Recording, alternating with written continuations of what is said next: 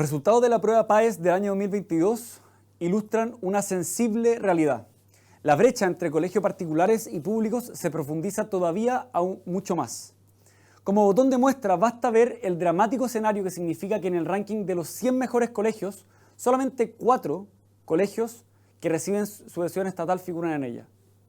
En los últimos días se ha discutido mucho sobre los efectos del fin de la segregación escolar y sobre la brusca caída que evidenciaron colegios emblemáticos que durante décadas brillaron por sus altos estándares y resultados académicos. Pero la cosa no va mucho por ahí. El problema de fondo está escondido debajo de la mesa.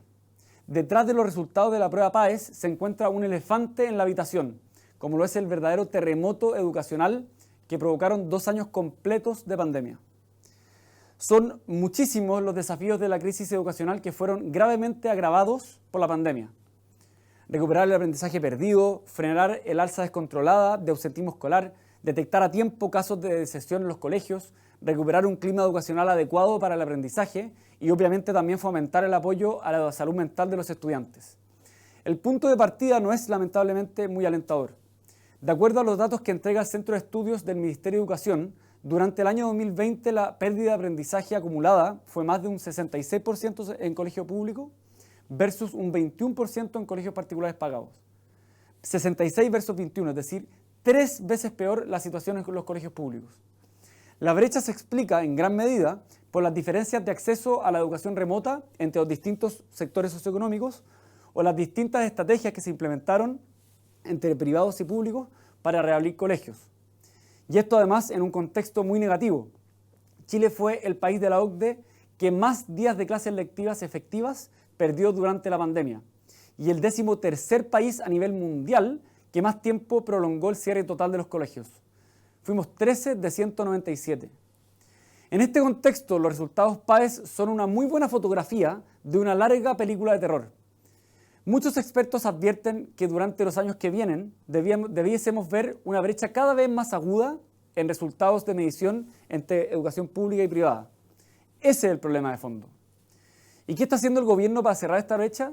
Lamentablemente no hay un plan muy claro. Según anunció el Ministerio de Educación para el año 2023, se contemplan 250.000 millones de pesos destinados a la reactivación y revinculación escolar. Sin embargo, se trataría más de una reorientación de recursos que de una inversión propiamente tal. De hecho, el incremento anual real del presupuesto total en educación será de solamente un 4,6%, que en términos relativos es bastante bajo. Ahora bien, abogando obviamente por la responsabilidad fiscal y considerando que en Chile ya se destina un porcentaje importante del PIB a este tema, la crítica es más por una ausencia de una estrategia clara y aterrizada para ejecutar este presupuesto que por el monto efectivamente asignado. Si se lee en detalle el presupuesto de 2023, el monto de estos 250.000 millones de pesos corresponde a la suma de todas las partidas del ministerio menos el gasto destinado a subvenciones, que es lo más caro.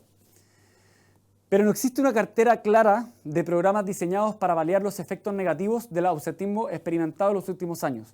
De hecho, no hay un título propiamente tal que agrupe medidas o programas dirigidos específicamente al cierre de brechas de aprendizaje, salvo un programa de reactivación que está dirigido únicamente a colegios del sector público, los que representan, según un estudio de Horizontal, el 37% de la matrícula nacional, dejando afuera a más de la mitad de los estudiantes chilenos y con una inversión por persona de solamente 8.400 pesos al año.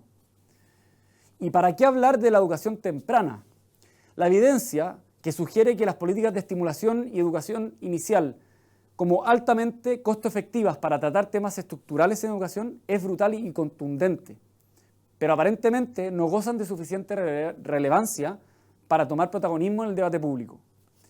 Solamente un dato, los presupuestos también destinados a la JUNJI y a la Subsecretaría de Educación Parvularia fueron reducidos para el 2023, al igual que los programas tales como Conozca a su hijo o el programa también Plan de Fomento a la Educación de Primera Infancia.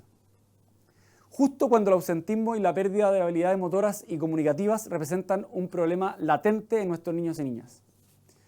En resumen, es fundamental ponderar en serio la gravedad que implicará el terremoto educacional que la pandemia trajo consigo. Es crucial también incluir estrategias enfocadas en potenciar la educación parvularia, volver a poner sobre la mesa proyectos como Proyectos de ley como el de Kinder obligatorio para combatir el ausentismo, aumentar la inversión en programas que fomenten habilidades motoras y de comprensión lectora, poner especial ojo en el monitoreo y la creación de indicadores que acompañen el proceso de aprendizaje desde edades bien tempranas. La ausencia de una estrategia del gobierno en estos temas que sea transparente, rigurosa, bien estructurada y de largo plazo es realmente muy preocupante, considerando no solamente que hace poco, más de un mes, el presidente Boric dijo que la recuperación educativa sería la prioridad de su gobierno, tema que por lo demás lo llevó a él y a sus pares generacionales al poder, sino que se trata, según muchos organismos internacionales, de la peor crisis educacional de la historia.